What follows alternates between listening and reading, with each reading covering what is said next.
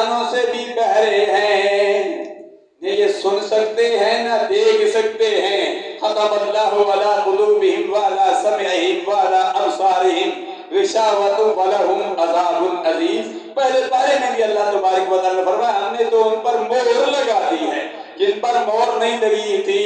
جنہوں نے اسلام قبول کرنا تھا وہ حضرت امیر حمزہ تھے جنہوں نے اسلام کو قبول کر لیا، وہ حضرت عمر بن خطاب تھے جنہوں نے اسلام کو قبول کر دیا، وہ حضرت عباس تھے جنہوں نے اسلام کو قبول کر دیا۔ اے تو سرکار کے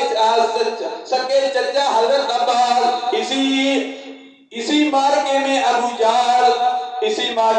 جہل واصل جہنمی ہو گیا، شیبہ قطبہ بھی واصل جہنمی ہو گیا، لیکن سرکار ابدی قرار صلی اللہ علیہ وسلم کے داماد حضرت ابو العاص رضی اللہ تعالیٰ عنہ جو اس وقت ایمان نہیں لائے تھے وہ بھی گرفتار ہو گئے، سرکار کا چچا حضرت عباس بھی گرفتار ہو گیا، بہت سارے بلکہ 70 گرفتار ہو گئے، 70 واصل جہنمی ہو گئے، جبکہ مسلمانوں میں سے